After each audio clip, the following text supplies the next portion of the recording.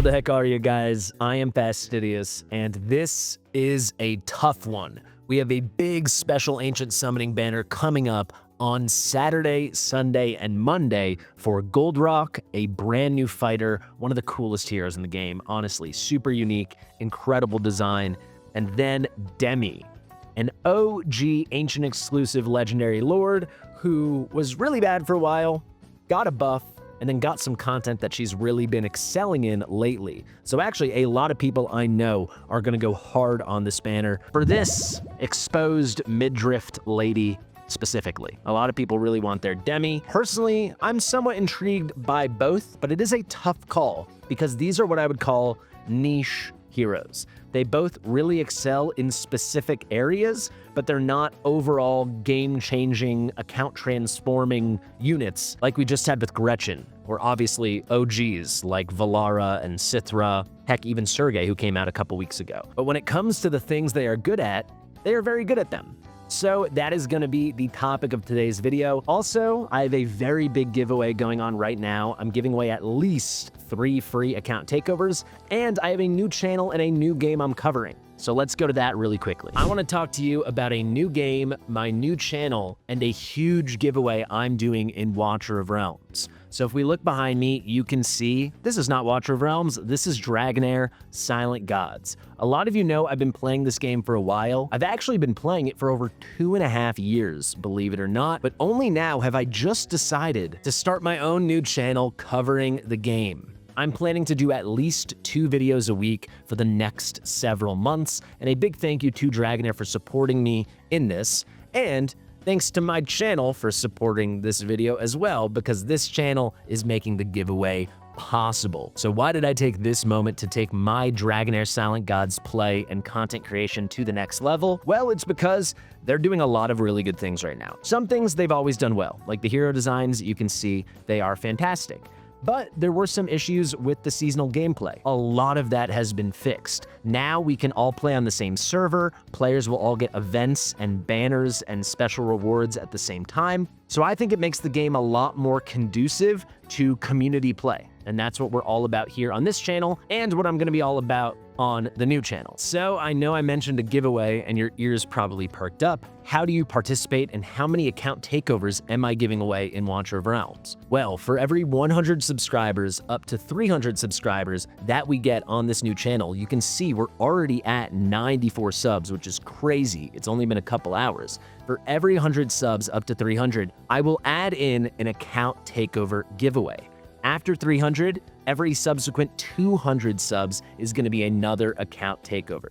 So 100 subs, that's a takeover. 200, that's a takeover. 300, that's a takeover. 500's a takeover. 700, 900, 1100, who knows what'll happen. We're going to at least have a couple because we're already at almost 100 subs. So what do you need to do to enroll and give yourself a chance to win?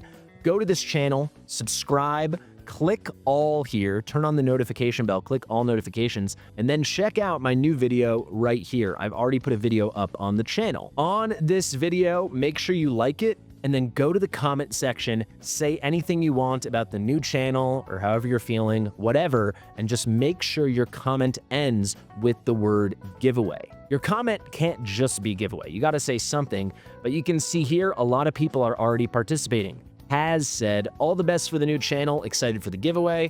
Ragin said, just supporting my guy, give it a shot and give it a giveaway. DF Dragon said, congrats on the new channel, your content has been a huge help for me in war. Looking forward to trying this game out too.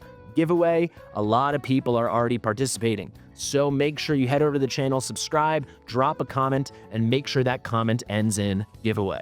And then you'll be enrolled, and you might have a good shot to win a free account takeover. A final word on Dragonair just to get you even more excited. Right now is a crazy time to start playing. I've got my own special download link you can find below and in the top pinned comment. If you're a new player, you're gonna get a bunch of free rewards, including this crazy horseman right here.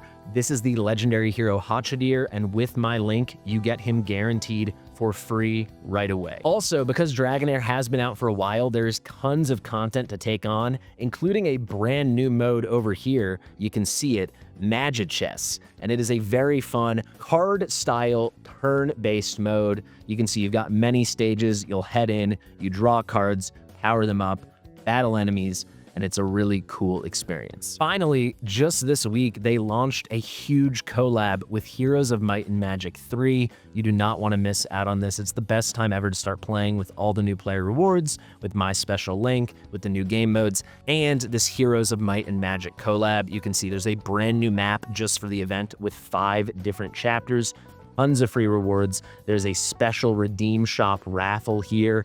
There's a lot of stuff to do. So there you go. Download today if you want, and definitely check out my other channel. Check out the new video. Make sure to comment and end that comment with giveaway. And I think it'll be pretty cool. All right, my friends, let's kick things off with the new guy to the game. That is going to be Gul'Drak. First off, aesthetics, design, I think he's my favorite male character in the game. Certainly my favorite of this style, this big, nasty demon dude archetype. I like this more than Valderon, I like it more than Ezerith, and that is saying a lot because those are 2 of my favorites in the entire game. I just like that vibe in general. I think it's a really cool character type, but Gul'Drak is my favorite. He's got the 4 arms, he's got this kind of, what do you even call this? These horns that are almost like a mask over his face, the cool ragged wings. He's too cool. And he really fits that chaotic vibe, right? With those red thorns coming off of him, the chest opening up. All right, enough of all that. I just think he's so cool. Look at this axe, man. I love this guy's design. That being said, how good is he as an actual hero that you're going to deploy and use? That's what really matters, right? Well, you got to understand how Gul'Drak works. I have a whole guide breaking down his whole kit. It does seem very complicated. It's not as crazy as it seems once you understand one key thing. So definitely go watch this guide right here. I'll link that below as well and in the comment section. But TLDR, he puts out a lot of single target damage, he puts out a lot of bleed, he can shred a huge amount of enemy defense. You can see right here, when he puts up full stacks of open wounds, he's gonna start by ignoring 20% of enemy defense, but at max skill ups, it becomes 40%, which is pretty wild and wacky. So all that makes sense, right? He's just a shredding single target DPS. We've seen it before. But the thing that makes him so special and so unique is his spawn mechanism. So he has a redeployment time of 30 seconds, so you can bring him on and off the field very quickly. This is important because he will actually boot himself off the field whenever he triggers this spawn effect. So 40 seconds after you have deployed him, he's going to retreat from the battlefield, creating a spawn or clone or summon or vestige, whatever you want to call it, in his place. That summon cannot be healed, but aside from that, it inherits everything that Gul'Drak has going on. It's going to get 100% of his attributes. It's going to get all of his skill effects except for spawn. That thing cannot spawn and leave a clone in its wake as well. The clone can't leave a clone, but it gets all his skill effects. Besides that, it gets all his stats, and you can have 3 of these up on the field at a time. So when they're not getting killed, they will stay up. You'll end up redeploying Gul'Drak. They'll leave a new vestige in 40 seconds, rinse and repeat. You could have 3 clones of him, 3 summons, and him all on the battlefield at the same time. Is really, really powerful. There's definitely specific content he is a monster in for this reason, and there's other content where he's not going to excel as much. Before we get into what that content is, I do want to show you his awakenings. They're pretty strong. So obviously a key part of his kit is getting deployed, time passing, him retreating and leaving a vestige or clone or summon in his place. So he's getting deployed very often. The first awakening is really strong, especially in longer battles and especially in harder challenges, something like Malric, where he's going to be amazing. Every time he's deployed, he will permanently increase his damage by 10%. He stacks that up to 3 times. So there's the initial deployment. He already has a 10% damage boost, which obviously he gives to his summons, his spawns, his clones, his vestiges. And then the second deployment, it goes up to 20%. The third deployment, it goes up to 30%. It doesn't take that long. He's going on and off the field very quickly. That's really strong. The A2 increases his attack by 300. He already has some of the highest base attack in the entire game at 6,786.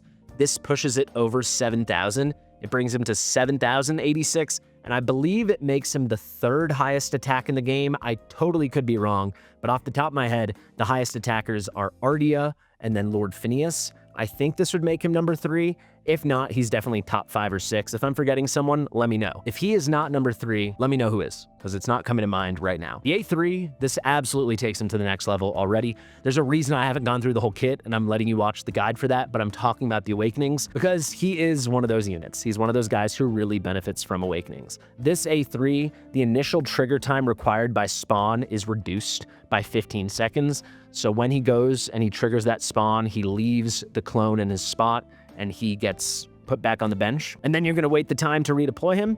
That goes down from 40 seconds to 25 seconds. And you wanna cycle through this as quickly as possible. This is huge for that because you just wanna get as many of those clones out there. You wanna get as many of his summons out there and then eventually get him out there himself, so you can have all 4 units at once. It's pretty nuts. A4 is some penetration. He already shreds a ton of defense, but that's nice. But then I did want to point out the A5. So his A5 is a little busted, and it kind of is one of those transformative awakenings. This allows him to be deployed on a tile that currently has one of his vestiges. So if he can be placed there, he'll basically kill or force retreat the vestige, and he replaces it. By doing that, he does an instant 10% max rage boost restoration to all adjacent allies, and he doubles the amount of slashes he puts out during his ultimate.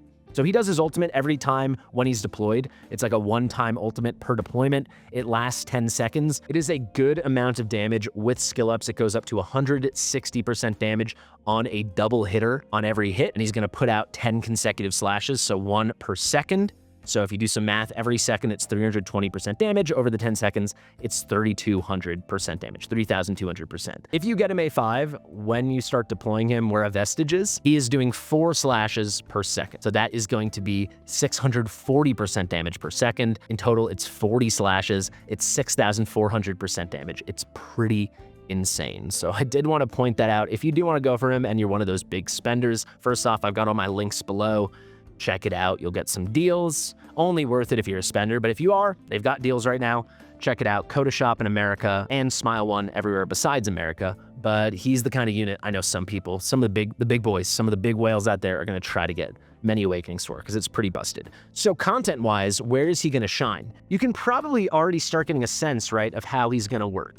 He's going to be super good in content where there's a lot of stuff coming at you from multiple places and you want to have many copies of him. And he's not going to be as good in content where you don't want a key unit leaving the field and returning and leaving and returning, especially because those vestiges cannot be healed. So if you think of something like Abyss or any Drake, actually, any of Guild Boss 1, or really any big single target boss, they're putting out pretty consistent damage. Those vestiges are going to get killed like immediately. He's not really going to shine there. But if you think of content like many of the instances, many of the trials within Malric's Hall, he's going to be amazing. You can have a different Gul'Drak or Gul'Drak vestige in so many different lanes. And because he's got such heavy damage, because he's shredding so much defense, he is really, really good for that.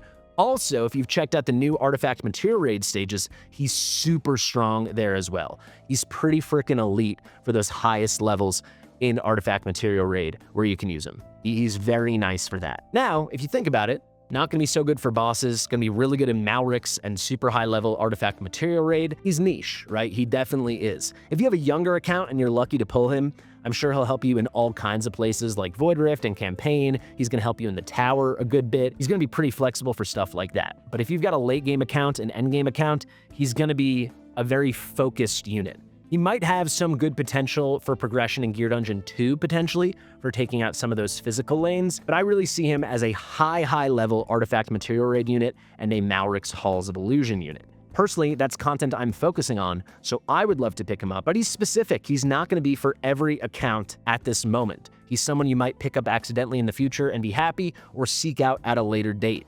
Personally, I'm not going to go too crazy on this banner for 2 big reasons.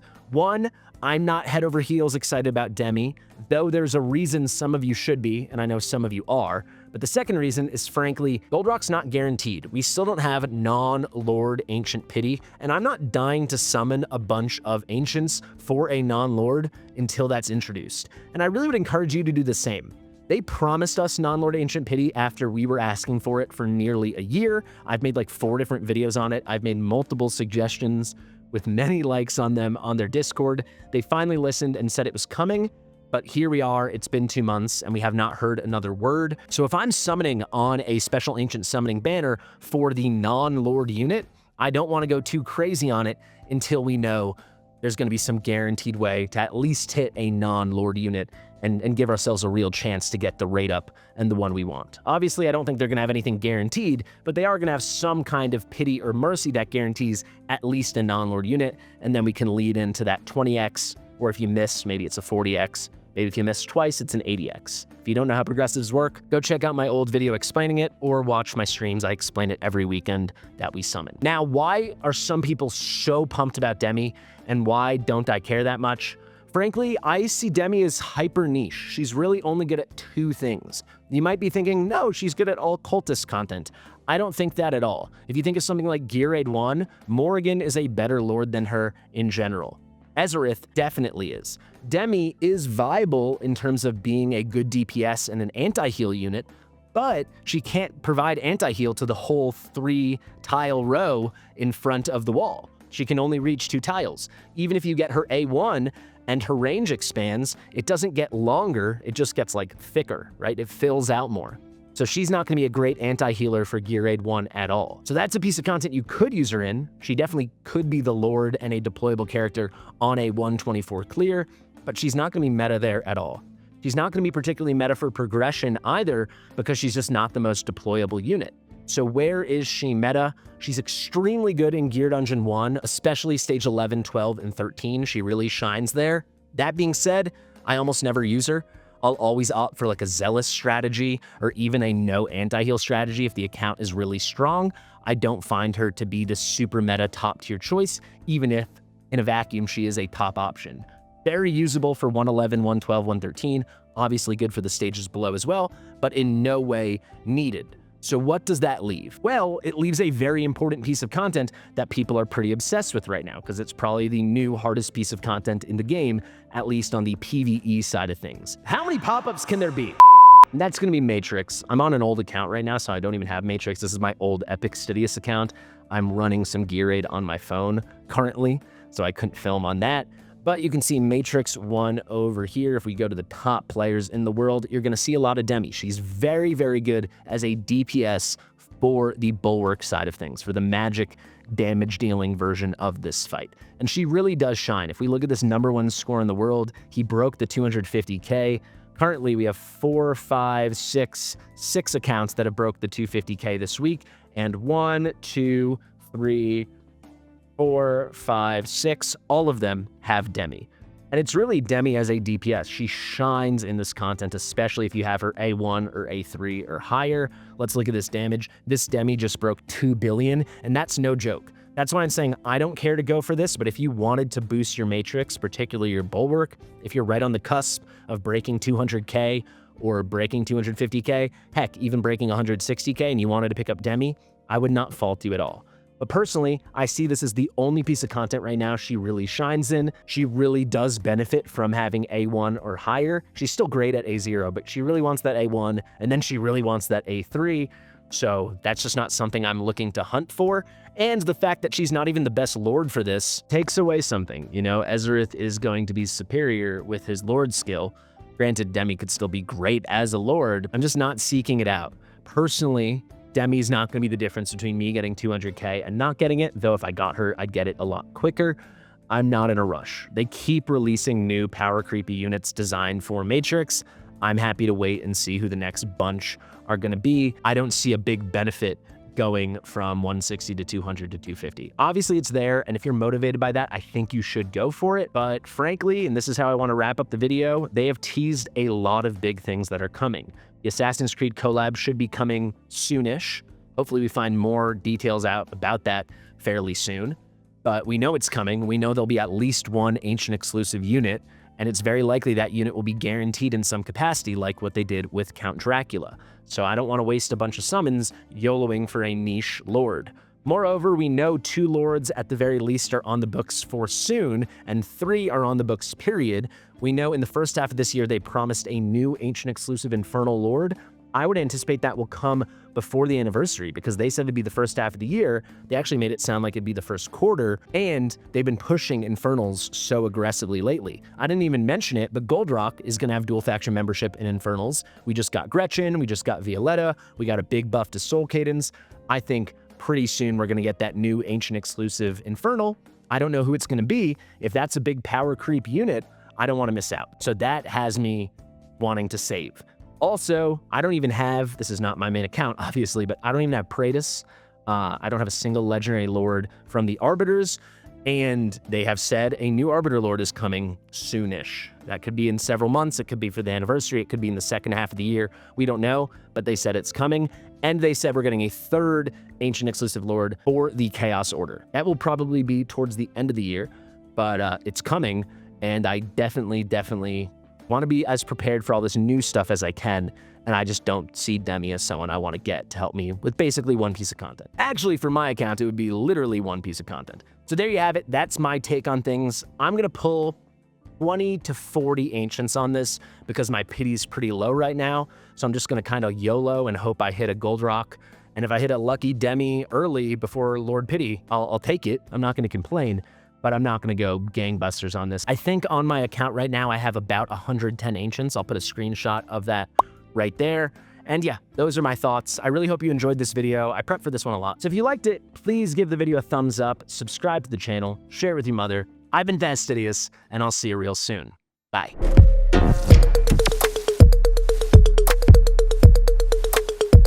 Fastidious.